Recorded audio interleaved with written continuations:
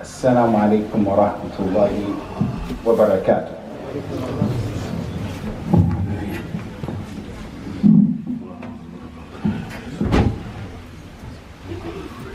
Allahu Akbar, Allahu Akbar. Allahu Akbar, Allahu Akbar. Ashhadu an la ilaha illallah. أشهد أن لا إله إلا الله. أشهد أن محمدا رسول الله. أشهد أن محمدا رسول الله. حي على الصلاة، حي على الصلاة، حي على الفلاح، حي على الفلاح. الله أكبر، الله أكبر. لا إله إلا الله.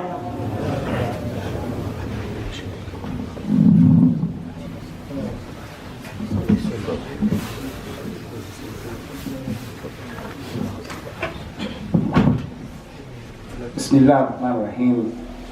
الحمد لله وكفى وصلوات الله وسلامه على نبينا المصطفى وأشهد أن لا إله إلا الله وحده لا شريك له وأشهد أن محمدا عبده ورسوله صلوات الله وسلامه عليه.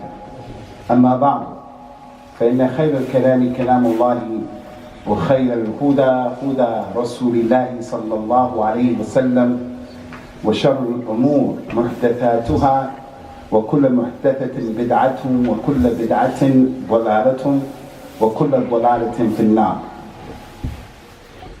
Since today is the day in which many of our youth, our shabab, they are not in school and many of them are attending, we hope that they have wudu when they're in the rows, and we hope that they come to learn about the etiquette of how to perform the Jummah prayer. That's the responsibility of every parent here, that you impart to your kids this religion, the do's and the don'ts, especially those things that we do all the time, like the ahkam and the adab of the Jummah. Here in this country, living in the West, living in the UK in the West, we don't apologize to anybody. We're not second-class citizens. We're here to stay, inshallah. The point is, if we choose to be here, we have to pay taxes. You have to pay council taxes, you have to pay taxes on your car, you have to pay taxes on the things that we buy. But the biggest tax that we have to pay, the dara'ib that we have to pay, is the taxes as they release to these kids.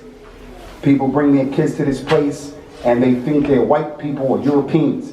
I have nothing against white people, but I'm not white. My children are not white. My children have to understand who they are, where they come from, and what makes them who they are. And the most important issue in that equation is, we're Muslims. That little man right here has to know and understand, first and foremost, he is a Muslim.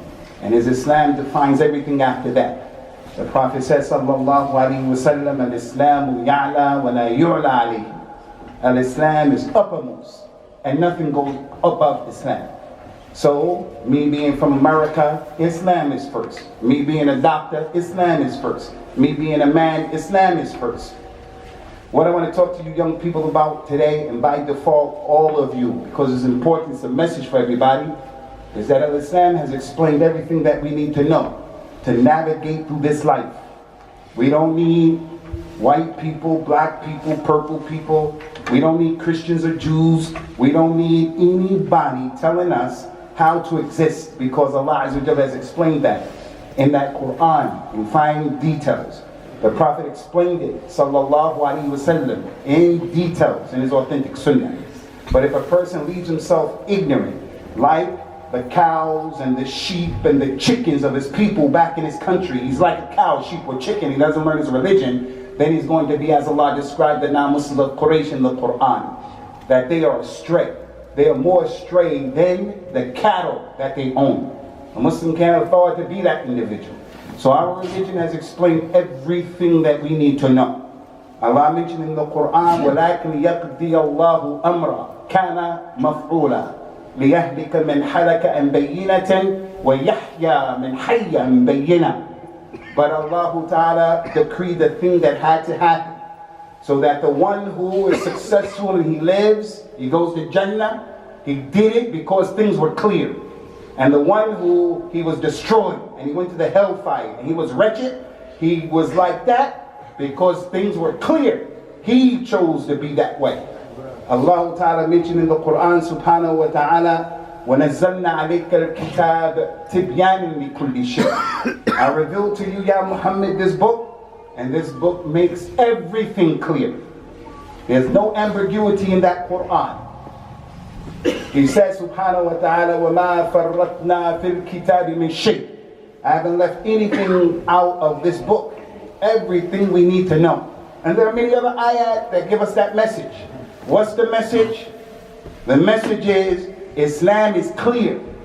But if you choose not to read about this religion and you choose to be a cultural Muslim, you're going to have problems. The days of cultural Islam are done. They're done.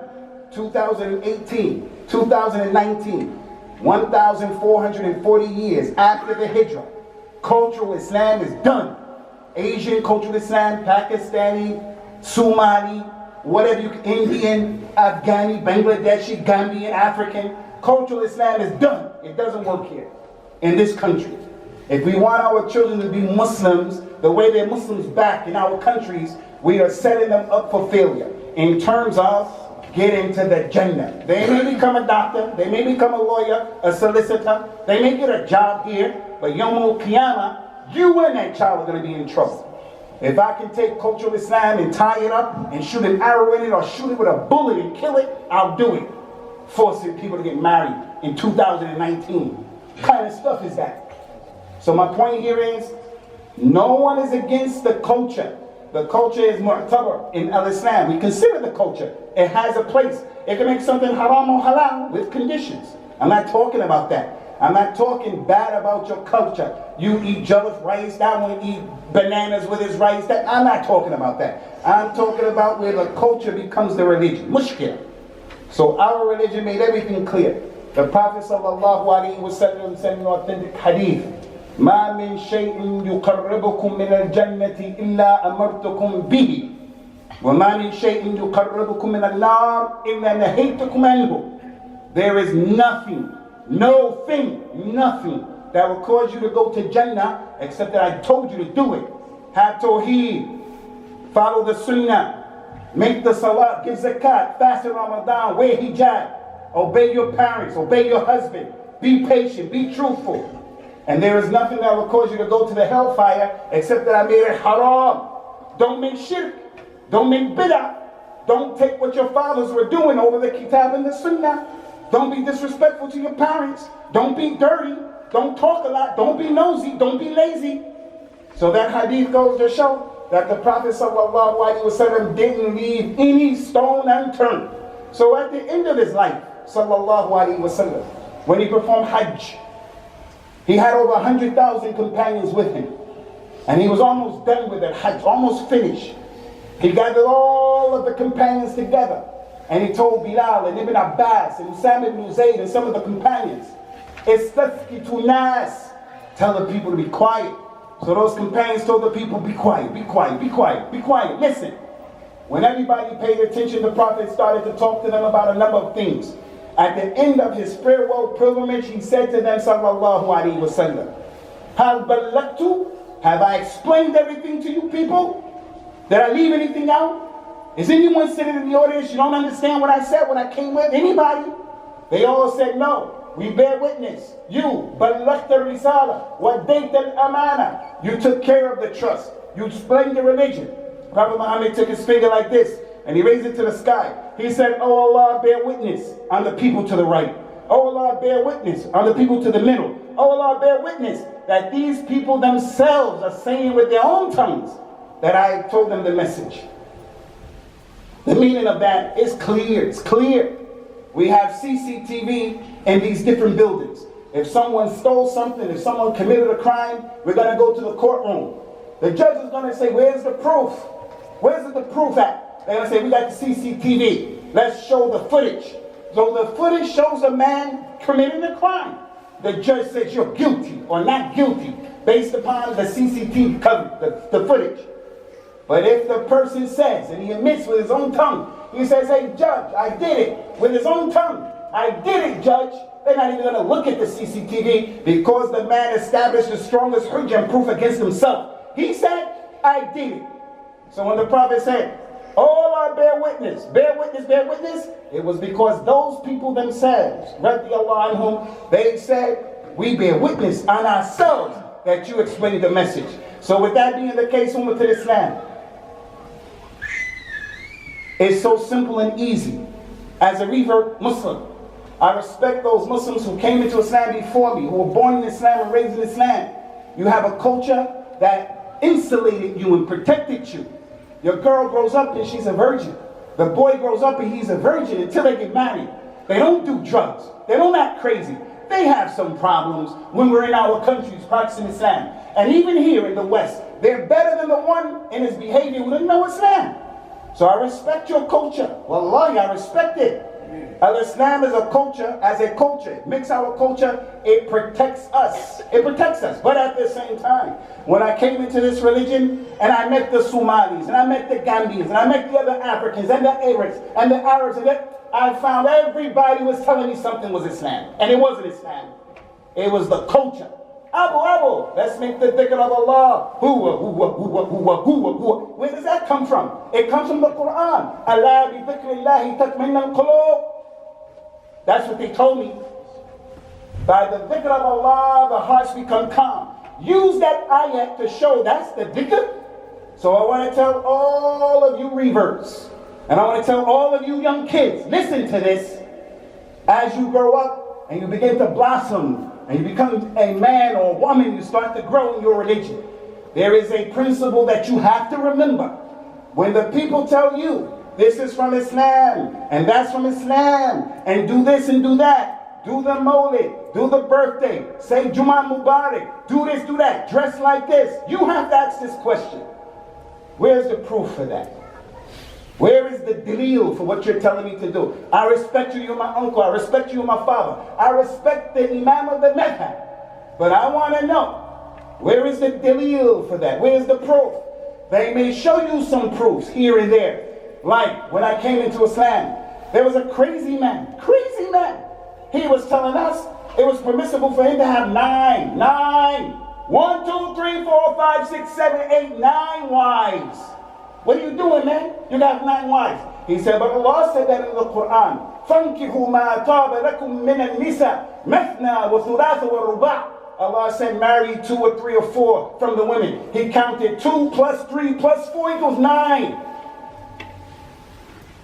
That's what you understand? He used an ayah. This one is using a hadith.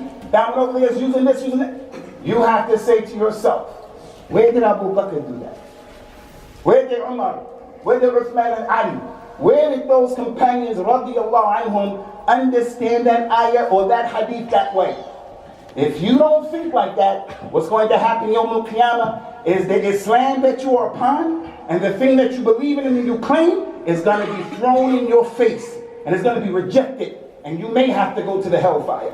You may have to go, because the Prophet says sallallahu alayhi wa ala alihi wa sallam, وَسَتَفْتَرِقُ أُمَّتِي عَلَى 73 فِرْقَةٍ كُلُّهَا فِي النَّارِ إِلَّا وَاحِدَةً قِيلَ وَمَا الْوَاحِدَةُ يَا رَسُولُ اللَّهِ قَالَ صَلَّى اللَّهُ عَلَيْهِ وَسَلَّمَ الَّتِي أَنَا عَلَيْهِ مِثْلُ الَّذِي أَنَا عَلَيْهِ وَأَصْحَابِي. He said that this ummah is going to break up into 73 different types of Islam, different sects, different understandings. This sect over here, they're cursing the companions. This sect over here from Iran, Iraq, Bangladesh, Lebanon, the people of Rafida, they curse the companions. They said that Abu Bakr and Umar are kuffar. That's a sect. This sect over here, they're saying you can be a Muslim, you have completely man, just like Jibril, you don't have to pray, you don't have to wear hijab, don't do anything, Islam is in your heart. That's another group. That's another group over here. Over here are the liberal people. I'm liberal. You can be gay in Islam. There's nothing in Islam that says homosexuality is not permissible. Everything is okay. And then there's another group. There's a group over here where the lady comes into the masjid. The woman comes into the masjid and she gives the khutbah. After another woman gives the adhan. And in the row, man, woman, man, woman. And if you say, that's not our religion, they're going to say, hey, you're mutashaddid. Another one of those groups in Islam are the real crazy people. The crazy people of Daesh, ISIS, crazy people. You young people, you're growing up. My wife is from Kaduna in Nigeria. Her neighbor 3 houses down, his father, the word how much is not in the vocabulary. Whatever the boy wants to buy, whatever the father wants, how much, that question, not in his vocabulary. My kid comes to me, Abby, I want some trainers, how much? Abby, I want this, I want that. How much? I gotta ask, I got a budget. This boy, the neighbor, how much is not in his vocabulary. The father purchased for him a shukka, an apartment in the most expensive part of London, so that he can go to UCL, university. When he started to practice Islam, he met some extreme people. Started talking about Umar and Abu Dujana and Khalid ibn Walid and Salahuddin al-Ayyubi and how Islam used to be in the past. Not now. You put your finger on the Muslim world, on the Arab map. Put your finger there. When you lift it up, blood is dripping off your finger. All of this craziness going on in the Muslim world. So now he started to read about what it was a long time ago. Lo and behold, in less than a year, less than 1 year, he gets on an airplane with a bomb, going to America to blow people up. They caught him. Now he's going to be in prison for the rest of his life. Now the question is, Abu Osama is mentioning him in 2019 from the minbar, and the question Abu Osama has put into this community, especially youngsters, what did he benefit himself? What did he benefit his family? What did he benefit al-Islam? What did he do to change the situation in the Muslim world? What did he do to change the situation here in the UK? He did nothing. That's one of the 73 sects that the Prophet was talking about, sallallahu alaihi wasallam. So the point here is, they said to the companions said, Ya Rasulullah, all of those sects will be in the hellfire. We get it, but which one will be saved? Which one is going to go to Jannah? He said, the one that will be saved is the one that's doing what I'm doing today and my companions.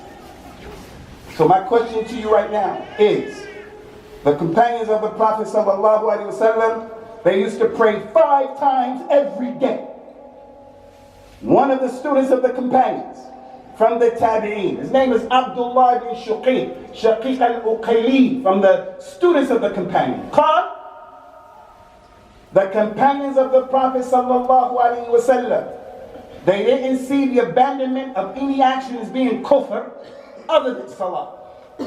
ما كان أصحاب النبي صلى الله عليه وسلم يرون شيء من الأعمال تركه كفر غير صلاة. The companions, if someone left something from Islam, they didn't say you were kafir unless you left salah. If the lady didn't wear hijab, the companions said, ربما لعل عسى, maybe she's a slave, maybe she's a Bedouin, maybe she's new to Islam. They gave excuses. If a person was seen in the month of Ramadan eating, the companion said, maybe the person is a traveler. Maybe the person has high blood pressure. Maybe the person doesn't have to fast because they're sick. If he didn't make Hajj, companions would go to make Hajj, they would come back. You didn't go. The companion said, maybe he has to stay with his mother. Maybe he didn't have the money. Maybe she didn't have a mahram. But if the companions knew, this guy didn't pray. He doesn't pray. The companion said, that person is a kafir. You know why? Because the Prophet says, sallallahu alaihi wasallam, al-ahdu alladhi baynana wa baynahum as-salat min tarakaha faqad kafar. The difference between us, in this room, that room, wherever these women are here, the difference between us and them, the Sikhs, Hindus, agnostics, atheists, Christians, Jews, difference between us and them is the salah. Anyone who leaves the salah is a kafir. Now right now in this masjid, And I'm not here judging anyone, and I'm not talking condescendingly and putting you down, putting myself up. Right here in this masjid, everybody in this masjid in every row knows people who don't pray. His wife doesn't pray. Her husband doesn't pray. Our children don't pray. Our relatives don't pray. My aunt, my uncle, my cousins, my nephew, my nieces, everybody knows some Muslim who doesn't pray. Now, if the companions were here and they knew you didn't pray, Abu Bakr, Umar, Uthman, Ali, the Rasul, they said, that man is a kafir. That man is a kafir. Because how can you be a Muslim? How can you be a Muslim? How? إن أول ما يحاسب عليه العبد من أعماله يوم القيامة الصلاة. The very first thing that Allah is going to ask you about Yawm al-Qiyamah. There are many things we'll be asked about. I'm going to be asked about my children. I'm going to be asked about my wives. I'm going to be asked about how did I get my money. I'm going to be asked about what I eat, my diet, what I eat, how I eat. I'm going to be asked about my time. I'm going to be asked about all kind of issues, all kind. But the very first question, when I'm standing before Allah, He's going to ask me, what did you do about that prayer? So the point here, Ikhwani, is the companions of the Prophet ﷺ, they are the blueprint for success in Islam. And we find with those companions, as we find with the Nabi, from the Sunnah that he brought, and from that Quran that was revealed on him and to him. Sallallahu Alaihi Wasallam. Rasulullahi ma ahmala shabab al-Muslimin. The Nabi did not disregard the youth of Islam. Where I come from, in the East Coast of America, New York, New Jersey, my parents and their great parents, their good parents and grandparents, all of them, they came from the South. They came from the South, where there used to be slaves. And then my parents, they left the South to come to New York to get a better way of life. And for your information, they were actually Muslims from Gambia, from Ghana, from those West African countries. And they went and stole the people and brought us over to America. And we had Islam. They stole our culture, stole our names, stole our traditions. The most important thing they stole is that hadith I told you. Al-Islam ya'la wa la yu'la alayhi. Islam is uppermost. The most precious thing they stole from us is Islam. Islam. But what's the point? My parents, where they come from in the South, they used to have this thing that I find Muslims have. They used to say, young people, you should be seen, because he has to be seen, he's here. You should be seen, but you shouldn't be heard. You have nothing to say. Shut up and just fall in place. Stay in your lane and shut up. And this is how we see some of the Muslims treating the Shabab of Islam. Prophet Muhammad didn't do that. Sallallahu Alaihi Wasallam. The 6 people who narrated the majority of the hadith, they were youngsters, men and women. The Prophet sallallahu alaihi wasallam, in relationship to looking at them young people with him, he picked them out and paid attention to them, so that when he died, the elders, Abu Bakr, Umar, they became the Khulafa. Uthman, they were the leaders. But under them were those youngsters who were teaching the people, spreading the religion. They knew the Sunnah. They were the ones who memorized the Quran. A lady from the companions, her name was Sulaim. She had a son, Anas ibn Malik. Prophet Muhammad came to Medina sallallahu alaihi wasallam. This lady took her son at the age of 10. She said, Ya Rasulullah, this is my boy Anas. He's really smart. I want to put him with you to take care of all of your needs. He's going to be your khadim. And he said, I was with the Prophet for 10 years. 10! From the age of 10 to 20, then the Prophet died. Sallallahu alaihi wasallam. Not once did the Prophet say to me, Anas, why didn't you do that? Anas, why did you do that? I can't imagine that kind of tarbiyah. Because I got to say to my kid, hey boy, get up and go and make wudu and pray. Because if I don't say that, he will sit on that PlayStation without budging. What kind of Islam is that? I'm the imam. I'm giving the khutbah right here. My son will get on that PlayStation. The salat will come and go. If I don't say to him, hey boy, get up. And if you have a child who on his own will get up, make wudu and pray, then you need to make sajda to shukr. Because that's not the norm. That's not the norm. Your children are like my children are like yours. But the point that I want to get to, Anas ibn Malik, radiyallahu anhu. Anas ibn Malik, for 10 years he was with the Prophet. Look at his mother. Look at the hikmah of Sulaim. She said, I'm going to put my child in Islamic school. I'm going to put my child with someone who knows this religion. Maybe I can't put him in Islamic school. And some Islamic schools are whacked out. Islamic schools are teaching sex education with homosexuality right now. Islamic schools, some Islamic schools are like that. All right, I can't put him in Islamic school, but let me make sure that the masjid where he goes, the imam there, the khutbah here, the dars there, is going to be pure Islam, not that cultural stuff. She had enough sense about that. And that's why Sulaim was from the awliya of Allah. Every woman in this masjid should read about Sulaim.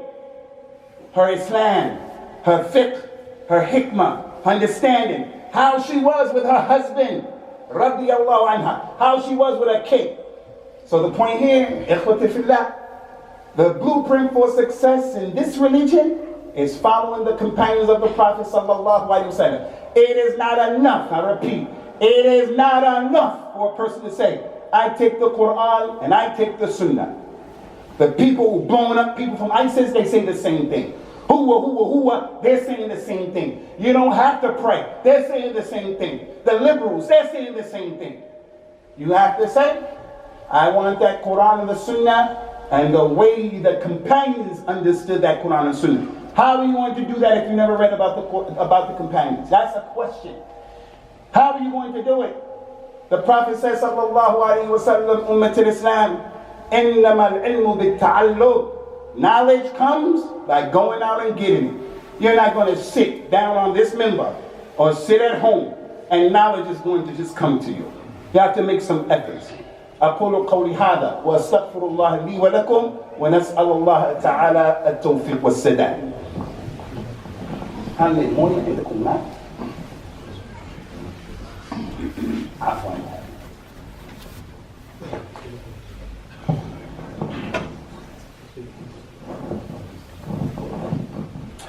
Alhamdulillah, hamdan kathiran wa tayyiban mubarakan fi. In keeping with this sunnah of the Prophet sallallahu alaihi wasallam of paying attention to the youth and the youngsters, this masjid, which has a lot of challenges. I think this is about my fourth time being in this masjid, my first khutbah here. A lot of challenges are in front of you. A lot. The leadership of this masjid, we want strong leadership. People who are not too far to the right, and people who are not too weak and apologetic and they acquiesce. We want balanced men to lead us. But that leadership, they need followers who are committed. This masjid needs your financial support. This masjid needs that. But just as important as your financial support, this masjid needs you to be a part of moving Islam forward. This is where we are right now. We got to deal with it. When I came here, I told the brother, I got to take my long johns off. I'm going to be hot. I sweat. He was thinking, where we going to go? Where we going to go? He wanted to bring me in a nice place. I told him, man, I'm from Africa, man. I'm not some European. Everything got to be all clear. Where we come from, we keep it moving. We hit the ground running. That's just how it is. Some of us are very wealthy and rich, and we grew up with a silver spoon. Most of us are not like that. So we're used to controversy. We're used to not having. So we're not going to look at this masjid and say, oh, look at this masjid. No. We're going to say what's important is the essence and the spirit of this masjid. When a joker comes through this door, he smells the sunnah in this place. Why? He sees the people know how to sit for Jummah. They're not talking. They know what they're doing, the way they're acting, the way they're behaving, the way the imam prays, the way we pray behind them. He looks at the women, our women, and he sees the hijab of Islam. Not the hijab of Africa. I'm African. I'm African. But I'm not going to tolerate the hijab of Senegal or Gambia or anywhere else for that matter. I want the hijab that those sahabiyat had on. And that's my job. And that's your job. So the point. This masjid, you have to look at this masjid as your opportunity to help Islam move forward in the UK. Not it's just a place I come and I pray on Friday. There's a place where I come and I pray 4, 3, 2, 1 times a day. No. But the fact that you're utilizing the facility, everybody here, you have to help financially. You have to help out. I have 2 mobile phones. I have Sky TV. I have all of this superfluous stuff that I'm spending 200 pounds on. But I only can give the masjid 2 pounds or whatever change I have. And then I'm going to come and say, Al-Islam, Al-Islam. Islam is the truth. Islam is beautiful. Yeah, right, Islam is beautiful and it's the truth. But where's the reflection of that in our lives? Those companions, they had it.